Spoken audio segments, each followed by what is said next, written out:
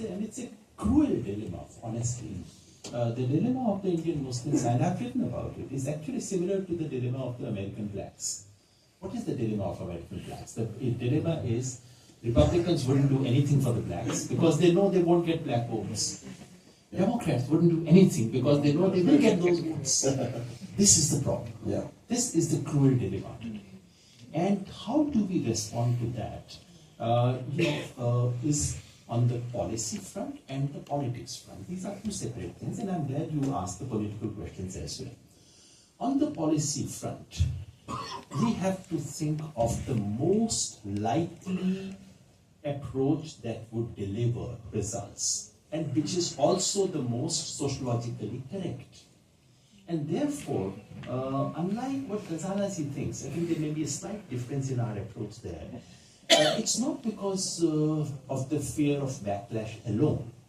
It is also because I think categorizing the entire Muslim community as one single group and giving them XYZ benefits is sociologically incorrect. And it is bound to create unease for that one reason. Second, I think in the law, so the approach on the policy front should be to think of what the report calls secular policy approaches. Roughly speaking, an approach which is not based on religious categories, but straight away based on categories that are being used otherwise: gender, space, backwardness, educational backwardness, etc. And I completely agree with that. The political front is actually very, very difficult. Yes, the situation looks bleak today. I have no hesitation in saying. I could have given examples, but the trouble is everything in this country is recorded these days. And you don't know when that 15-second clip would be played to which purpose. So I'll restrain myself from quoting those examples just to register the fact that, yes, it is bleak. What does not work? I do not think in the long run it's bleak. Do remember that groups that enjoy enormous power, disproportionate power in this country today, are in numbers no bigger than Muslims. How have they succeeded? Not by numbers. It's coalition making. Democratic politics is all about coalition making. And what will not work, I can tell you, and hence my problems with the MIM. I'm glad you remember it, and I make no bones about it. Politics of MIM variety would straight play into BJP's hands. I do not say that MIM is a B team of the BJP. No, I don't say that.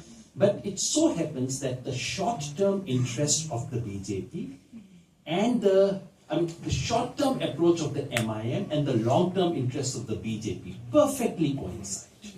And that's why I think that kind of an exclusivist Muslim politics will simply not work. What will work is a careful coalition making in politics. And please remember the kind of questions that we've just asked about Muslims. Why is it that we think of Muslims? Why not think of class and so on? Is exactly the question that's raised about Dalits.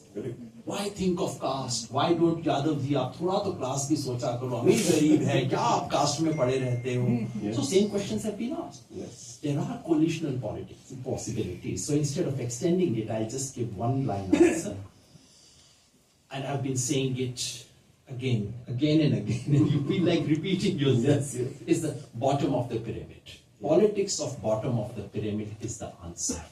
How you create that, because in this pyramid called Indian society, BJP has taken the upper cone.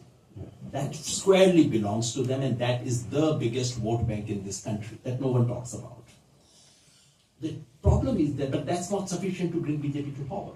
So they take the upper cone in their pocket, and then they take away small slices from the bottom of the pyramid. EBC, Pasmanda. BJP is working more on Pasmanda than any secular party is. They would take away that. So the challenge to politics is how do you create that coalition of the bottom of the pyramid. Muslims, core Muslims alone trying to do this will not work. They are actually falsely classified under OBC. But so the report says that instead of doing, as many states have done. In fact, in Karnataka and Telangana, it was done, that they created a subcategory within OBCs meant exclusively for Muslim OBCs. The report says, and I agree, that that should not be the approach. The approach should be to subclassify OBCs by creating 2 subcategories or 3 subcategories. More correct, and also in the long run, prudent, something which will stay. Yeah. Thanks. Kunal.